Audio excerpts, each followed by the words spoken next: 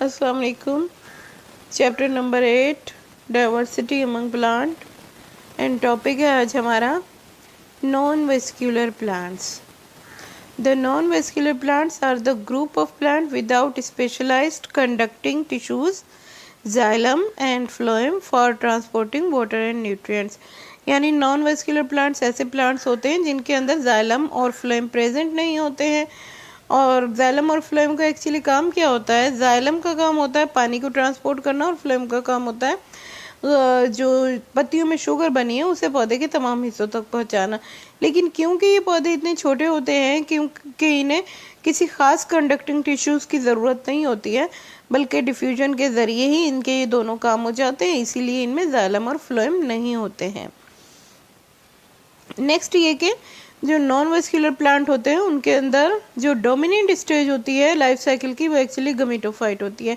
यानी इनका जो नेकेड आई से नज़र आने वाला बड़ा पौधा होता है जो इंडिपेंडेंट प्लांट होता है वो गमीटोफाइट कहलाता है। आगे मैं आपको गमीटोफाइट की डायग्राम्स दिखाती हूँ। They need moist habitat to reproduce because flagellated sperm must swim through water drops.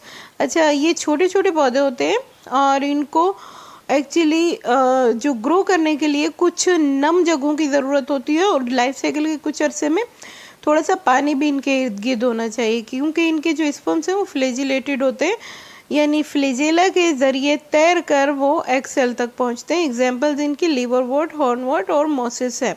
इन तीनों की डायग्राम अभी मैं आपको दिखाती हूँ थोड़ी देर में। नेक्स्ट पॉइंट देख लेते हैं इसका। Bryophyte are the simplest non vascular plants. ये बहुत ही सादा सा पौधे होते हैं क्योंकि इनमें जाइलम, फ्लोएम या और कोई कंडक्टिंग टिश्यूज़ या एक्चुअली सपोर्टिंग टिश्यूज़ वगैरह प्रेजेंट नहीं होते हैं। और ये तकरीबन 450 million years ago first time appear हुए थे।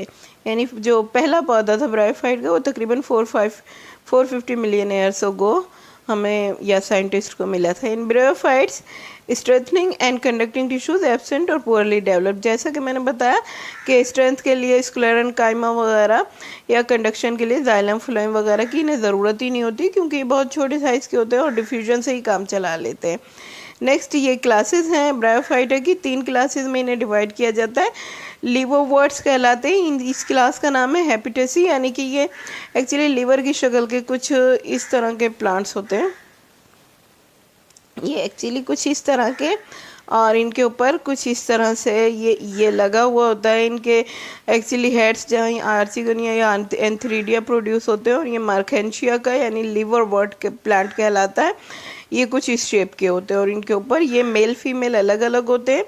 ये मेल प्लांट है और थोड़ा सा जिसके जो ऊपर के हेड्स होते हैं उनमें कटाव थोड़ा ज़्यादा अगर हो, कुछ इस तरह का कटाव हो, तो ऐसे प्लांट को हम एक्चुअली फीमेल प्लांट कहते हैं।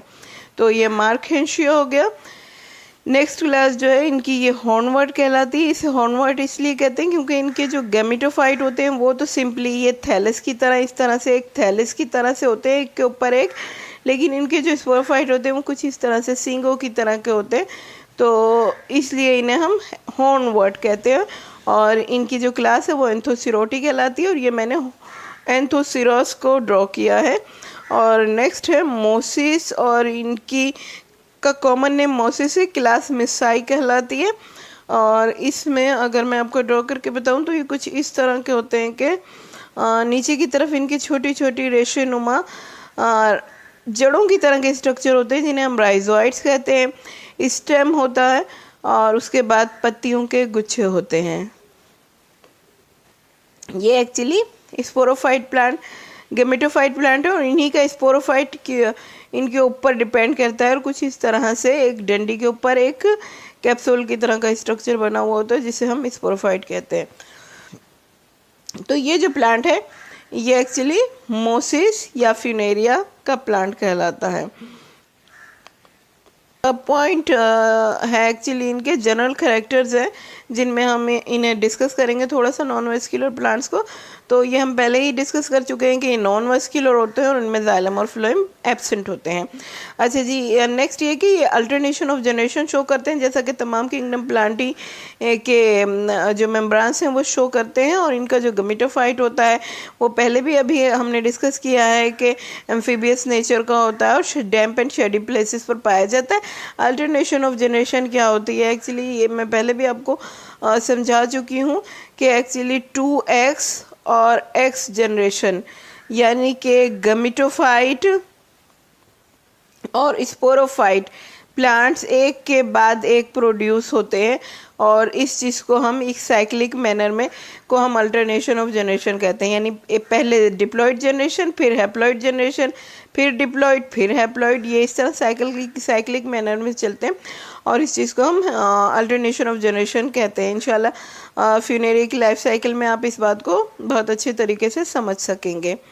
नेक्स्ट पॉइंट है इनका कि gametophyte are the conspicuous chlorophyllous photosynthetic autotrophs having thalloid body और differentiated in rhizoid, pseudostem and pseudoleaves. इसकी बेस्ट एग्जांपल अगर मैं इस पॉइंट को समझाना चाहूँ तो एक्चुअली फ्यूनेरिया का पौधा है। फ्यूनेरिया का जो गमीटोफाइट है ये एक्चुअली देखिए ये छोटी छोटी सी ये जड़ों पर मुश्तमिल है, साथ ही इसका एक स्टेम है जो कि सोडो स्टेम कहलाते हैं। क्यों सोडो स्टेम या सोडो रूट या सोडो लीफ कहला रही हैं, एक्चुअली क्योंकि ट्रू लीफ की डेफिनेशन ये है या ट्रू रूट की या ट्रू स्टेम की कि उनके अंदर जाइलम और फ्लोएम पाए जाते हैं, यानी वस्कुलर टिश्यूज पाए जाते हैं।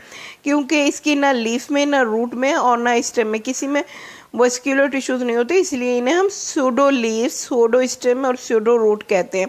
तो ये इसकी छोटी छोटी रूट्स हैं, ये स्टेम है और ये स्टेम के गिर्द पत्तियों का घेरा है। ये एक्चुअली क्या है कि एक नॉन वेस्कुलर प्लांट यानी फ्यूनेरिया का गमीटोफाइट है। तो एक्चुअली गमीटोफाइट की डेफिनेशन हमने यही लिखी है कि गमीटोफाइट क्लोरोफिलस होता है यानी ग्रीन पत्तियां उसमें होती हैं, फोटोसिंथेटिक होता है यानी फोटोसिंथेसिस का प्रोसेस करता है, ऑटोट्रॉफ्स होता है यानी अपनी खुराक खुद तैयार करता है, थैलॉइड बॉडी होती है यानी कोई ख़ास शेप नहीं होती और उसे डिवाइड किया जा सकता है राइजोइड्स के अंदर यानी छोटी छोटी रेशनुमा जड़ें, सूडोस्टेम एक स्टेम आपने देखा और उसके सूडोस्टेम के गिर्द बहुत सारी लीव्स मौजूद होती हैं। नेक्स्ट पॉइंट है मेल गैमेट्स यानी antherozoid and spermatozoids are produce in antheridium, well female gamete यानी कि egg cell is produce in archegonium.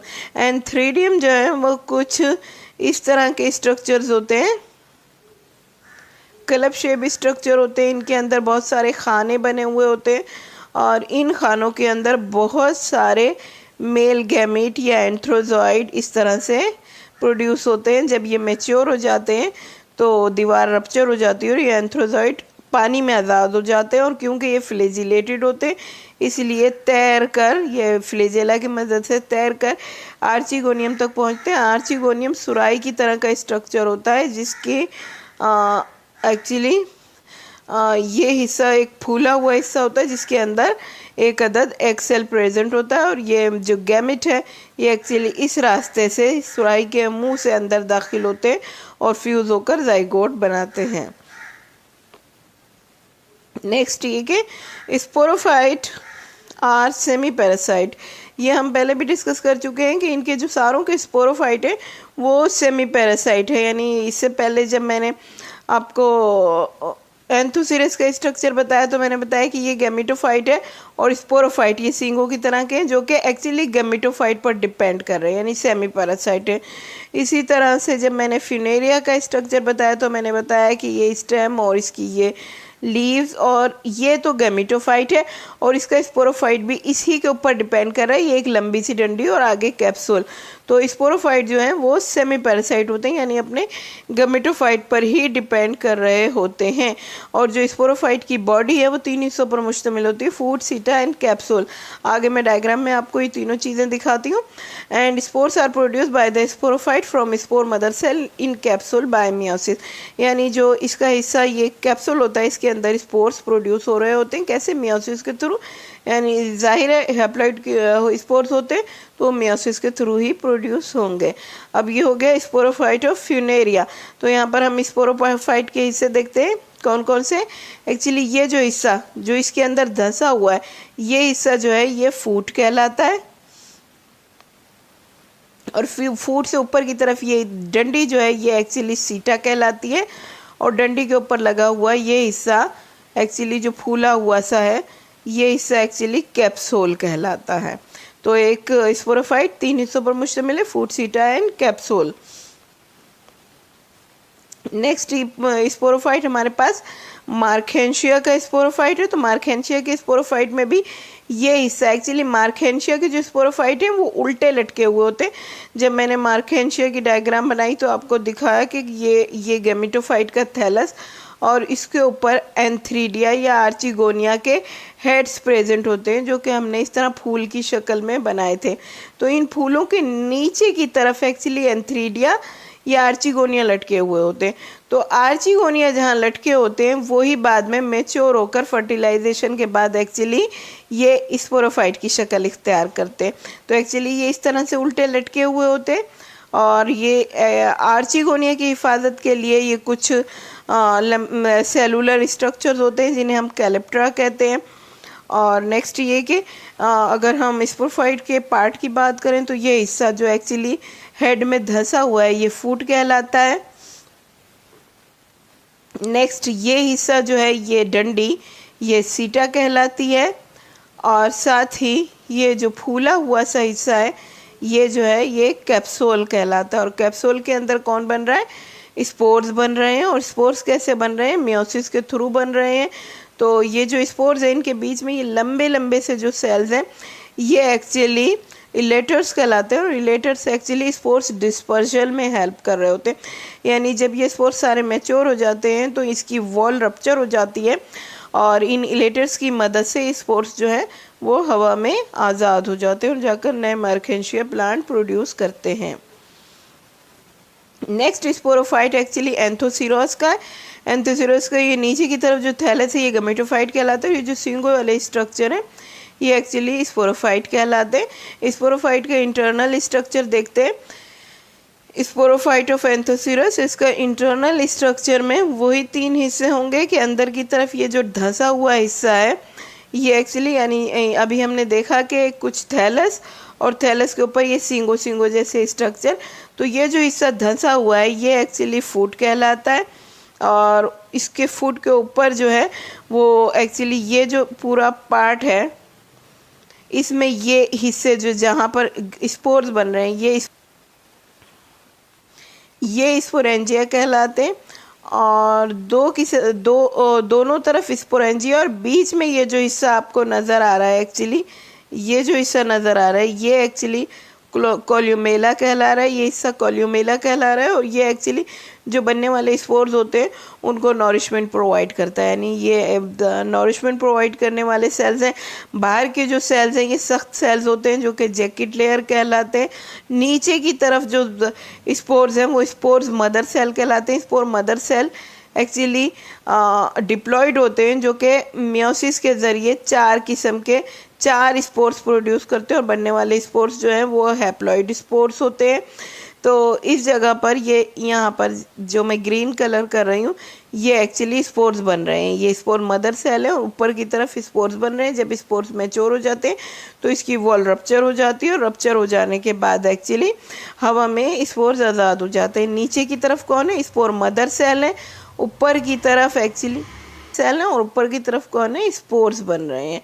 जब स्पोर मैच्योर हो जाएंगे तो वॉल रप्चर हो जाएगी और स्पोर्स हवा में आज़ाद हो जाएंगे। आइए कुछ और पॉइंट्स देखते हैं जनरल कैरेक्टर्स के अंदर नॉन वेस्क्यूलर प्लांट्स के। तो ये हम पहले डिस्कस कर चुके हैं कि ये डैम्प और शेडी प्लेसेस पर रहते हैं।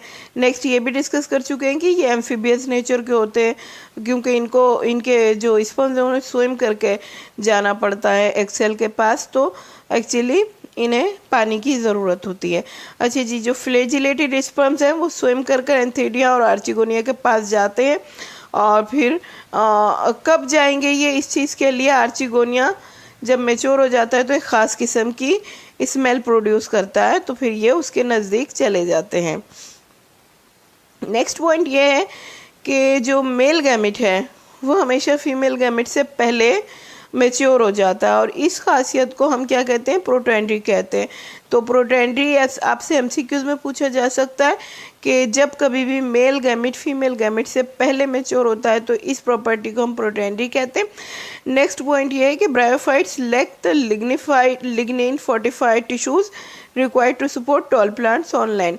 अब इसका जवाब भी इस पॉइंट का इसी के आंसर अंदर मौजूद है कि जो लैंड प्लांट्स यानी बड़े बड़े दरख्त वगैरह होते हैं उनको सपोर्ट करने के लिए जिस केमिकल की ज़रूरत होती है वो लिग्निन कहलाता है। अब क्योंकि ब्रायोफाइट्स या नॉन वेस्कुलर प्लांट जो छोटे छोटे प्लांट होते हैं उन्हें तो सपोर्ट की इतनी ज़रूरत नहीं है, इसीलिए उनके अंदर लिग्निन प्रेजेंट नहीं होते हैं।